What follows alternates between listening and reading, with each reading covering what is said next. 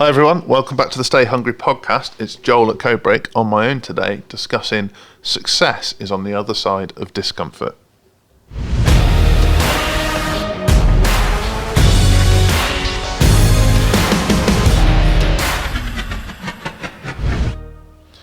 So yeah, hi everyone. It's weird being on my own. Don't do many on my own, but gives me the opportunity to maybe share some stuff I otherwise wouldn't share, and hopefully provide plenty of value. So yeah, we're going to be talking about how success is on the other side of discomfort. Now, this was sprung by a group chat that I'm in, actually. Somebody this morning in an entrepreneurs group chat. We're actually all ex-podcast guests of a really cool podcast called the Aggressive Growth Podcast, and so we're all in this group chat, and we all share our challenges and encourage each other and stuff. And it's a cool group of people. And I won't name names, but this morning someone said, "Oh, I'm about to publish my book and do the PR that comes with that, but I'm concerned it's a bit wanky and cheesy, and I don't want to just be known for being number one in like an unknown category in Amazon. I want to genuinely help people with this book." And then he was asking if anyone in the group could kind of challenge his blocks and help push him forward. And I said, well, success is always on the other side of discomfort. Yep, telling people you're a best-selling author does feel wanky, 100%. But the trick to making it feel less wanky is to become a bestseller because of the amount of people you've helped, not become a bestseller because you're number one in the category of lawn care against 3 other books. No offence to anyone who's incredible at lawn care. That's just an analogy. So he was grateful for that advice. Lots of other people piled in with great advice too. But the point I was kind of making is that I don't think I've ever achieved anything in business or in life that hasn't come through an element of discomfort. And anything that I kind of have achieved, in inverted commas, without any discomfort hasn't really felt worth anything. And I think that's where you kind of have to be really truthful with yourself about discomfort. So, newsflash, business is really fucking hard, and it doesn't get easier the bigger you get. It gets harder, which might not be the news you want to hear.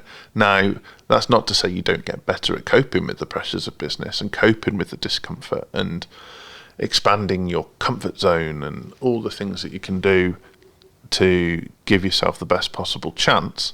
But the reality is, for a lot of people, 12 months a year, they will be uncomfortable for periods in their business, and you have to go through that discomfort. So I don't mind talking about our business and where we've been. So we've seen significant growth this year, which is fantastic news for us as a business. But with growth comes plateaus, and with plateaus comes discomfort. And it's horrible because you start to question if you've hit your ceiling. You start to question if you're working with the right people. You start to question if you've got the right team. You start to question if you're the right leader. Because, and I think people say things like new level, new devil, that kind of thing. The game always changes. So it doesn't matter whether, I know people who have ran agencies and then decided to go and work on their own, and they're encountering new challenges because of that change too. With change comes discomfort. And it sounds like a first world problem. The business was growing, so it got really tough. But so much happens in that discomfort. So the bigger the business is, the bigger the overheads, the bigger the outgoing costs, the bigger the cash flow fluctuations, and so the more dangerous it becomes, the more risky it becomes. The harder it is to dig yourself out of a hole. These kind of things that happen in business that people don't discuss about. And I think it's really important that we talk about discomfort, because you can't ask for help or get the answers you need unless you address the discomfort, the stress, the anxiety that you've got. So for example, it's by no means an emergency with our business at all, but I address the discomforts and I address the things that are difficult in our business, because then when I go and speak to one of my mentors, I've got kind of like a bulleted list of all the things that are good and all the things that are bad and all the things that are making me feel uncomfortable to go through. And, you know, I've got some great mentors, and what they would normally say is, okay, make a list of all the things that are making you uncomfortable. Go down that list and see, is there someone better suited to doing some of those things in your business? Is there someone better suited to doing those things that you could outsource to? Is some of the transformational stuff that you need to go through in order to reach the next level? Is some of it unnecessary? And you start to sort of siphon it off in various directions. Now, they don't teach you that at business school. So I think that's just a really useful thing, to get really clear and really honest on where you are with your own levels of discomfort. And it's a bit like when you take up anything, like I'm in my mid-30s, some might say late 30s, and I've got to change the way I exercise, so completely separate to business. But used to be that I'd go and play 5-a-side with my mates, and prior to that I played 11-a-side on a Sunday, sometimes on a Saturday, and prior to that I played football every day. And now I've reached an age where my body can't keep up with that, and so I've got to look at different ways to get the same amount of exercise. Now that's uncomfortable, but if I want the result on the other side of keeping myself in, I mean, like, I'm a terrible example for this, but keeping myself in a relative level of health, then I have to go through that discomfort. It's like, and almost like, to use a shit analogy with this, do the reps. If you don't do the reps, which hurt, you won't get the success on the other side. And you just see it with all elements of life. Like, relationships are the same, be it business relationships, personal relationships, romantic relationships. If you're not willing to have the difficult conversations, you'll never have the really good stuff on the other side of that difficult conversation. If something is bothering you in your relationship and you don't raise it, it will come back to bite you.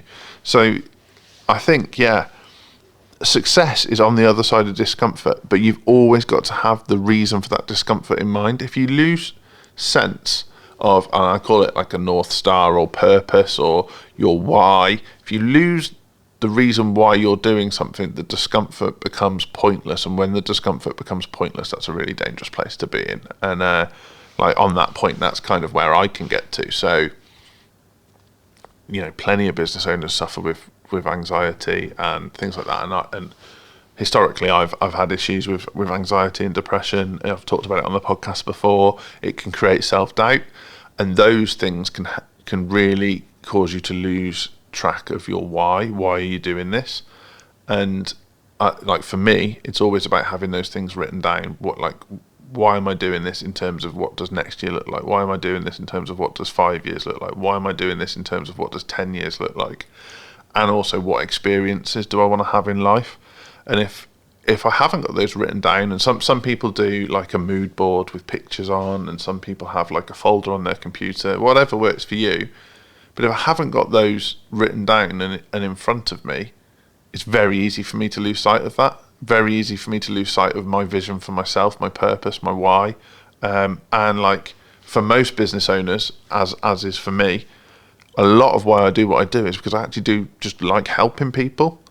And the reality of business is some people will let you down, and that can make you doubt if you should help people. And I think that's a really dangerous spot to get into too, that actually the people worth helping make it all worth it, and just accept that there's going to be a few that let you down, but don't let that cloud the joy of helping others. So without getting too deep into the kind of anxiety side of it, just don't mistake discomfort for failing. It's not the same. Discomfort is the process you need to go through to see the success on the other side.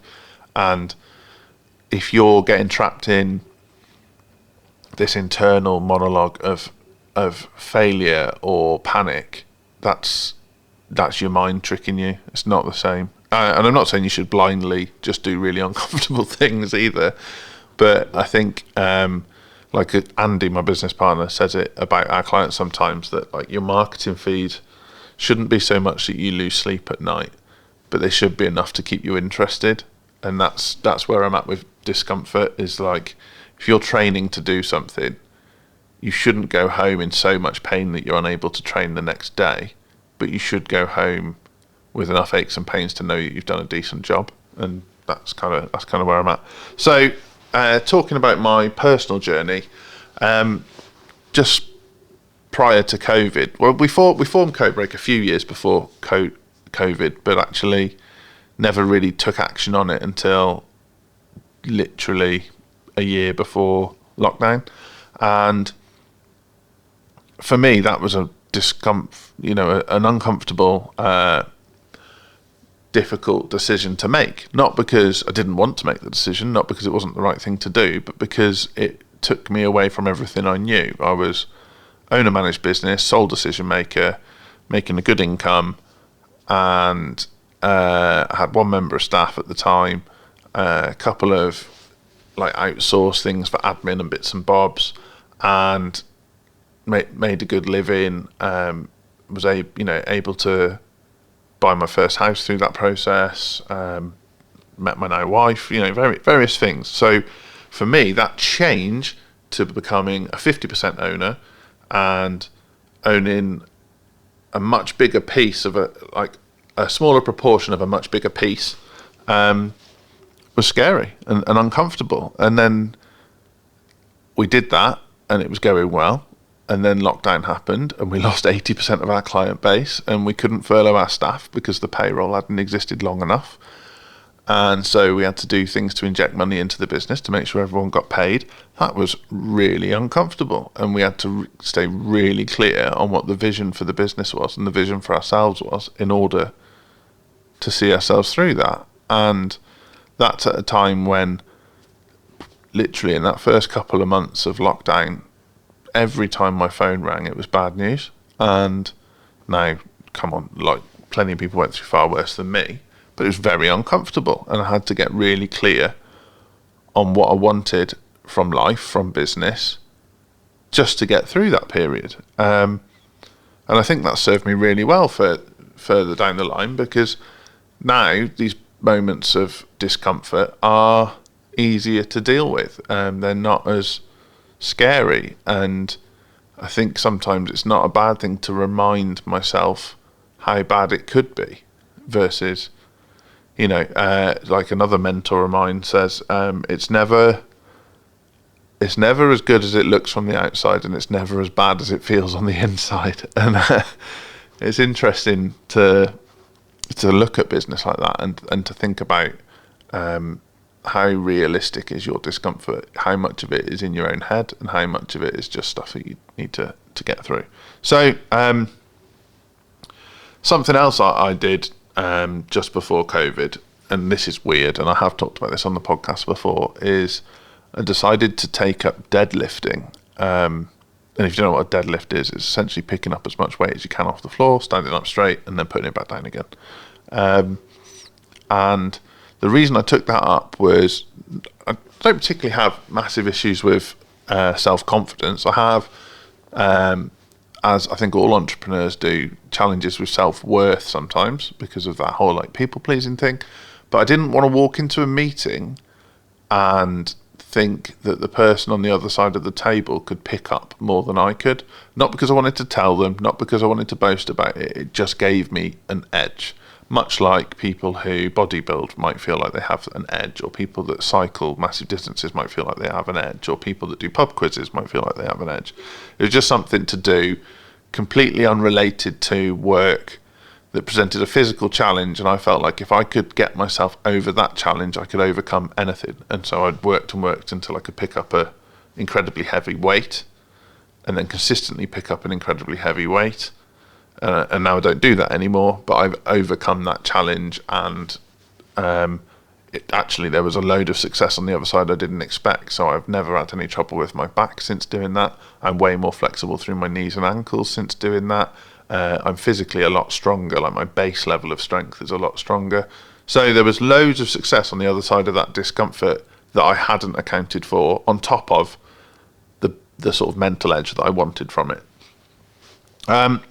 And then, another thing that kind of comes with this discomfort thing is the whole imposter syndrome creeping in. Now, I've got mentors that say imposter syndrome is not a real thing. I've got mentors that say imposter syndrome is definitely a real thing. How I would describe it is, as a business owner, you're always in a certain level of discomfort, so you always never quite feel settled in where you are.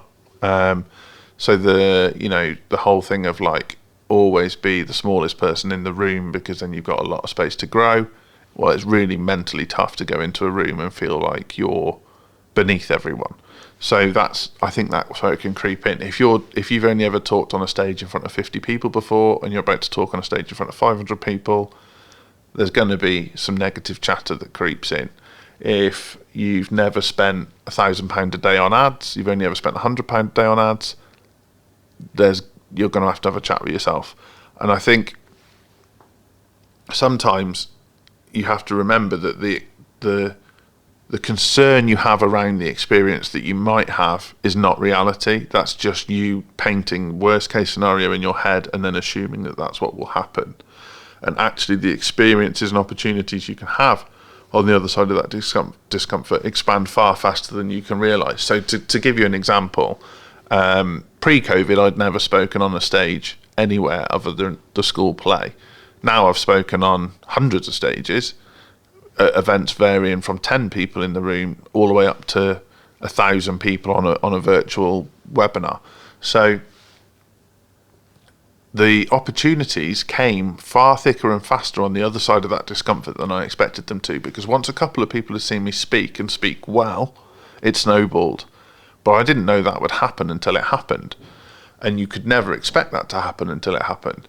And so me remembering that the next time I'm trying to achieve something, the next time I've got another piece of discomfort to get past, actually is a really powerful way for me to push on, for me to push through. And that kind of brings me to my next point of understanding that a lot of your beliefs are just limiting beliefs. They're blocks. Some people will say that they're patterns from childhood. Some people will say that it's because most of the stuff we get bombarded with is like negative media attention. Some people say because social media, people paint the most idyllic picture of their lives and it's not real. But whatever it is, we've all got various blocks. Some people have money blocks, some people have ambition blocks, some people have confidence blocks. And I think if you can push past those limiting beliefs, all you're doing is expanding your horizons, and that can't be a bad thing. It's a really good opportunity for you to push further with yourself, to get on. And I think, as I would describe it as a business owner, as like rejecting mediocrity. So you think about what other people do in your industry, and the mistakes that most people in your industry make, and the reason that they make them, because generally it's because it's too difficult to do that bit more, or they haven't got the monitoring in place, or whatever it might be. And why don't you go through the discomfort to make sure you don't make those mistakes? You reject that mediocrity. You push past your own limiting beliefs or your industry's limiting beliefs and deliver something better. Now, on a mega scale, we've seen Dyson do this. We've seen Apple do this. I think we're about to see ChatGPT do this to basically reinvent the wheel. But why can't you do that on a small level in your industry? And like really, really simple things that you could be doing that would stand you out. Now, I know where I live, if you want to get a tradesperson, a plumber or an electrician, it's borderline impossible. Even people that have been to our house before and done work now don't answer the phone to us. And you hear them in the pub talking about how busy they are.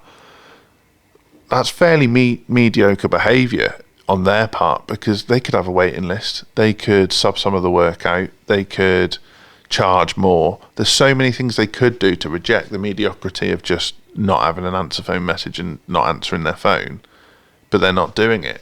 And think about that in our industry, in the agency industry, a lot of people use a lot of jargon. They use dashboards that are confusing. They don't keep people up to date on what's going on with their ads and how it's working. And then they're shocked when the relationship breaks down and the people feel like they're not educated on what's going on. So why don't you reject that complacency and put stuff in place and regular touch points and catch ups to make sure people feel looked after?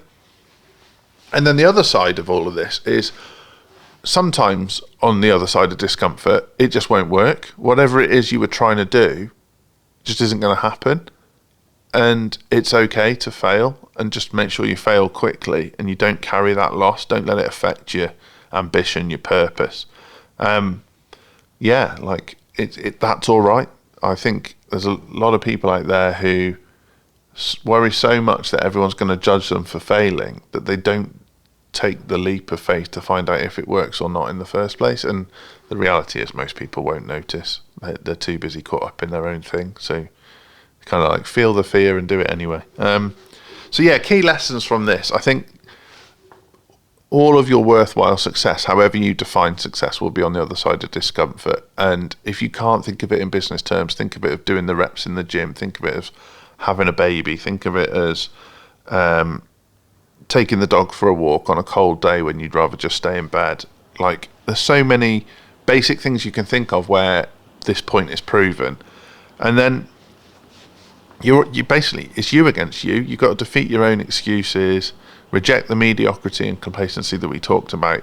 And on the other side of that is where your breakthroughs are. And your breakthroughs might not be financial success. They might be lessons. They might be things that improve the systems in your business, improve the relationships in your business, improve your relationships away from your business, create boundaries for you. But there is always something to be learned on the other side of discomfort. So yeah, if you want to jump on a call with me, you want to talk about the growth in your business and the things that are making you uncomfortable right now, you can apply for a discovery call on our website at codebreak.co.uk. And yeah, I'll catch you again. Love to talk to you. All right, take care.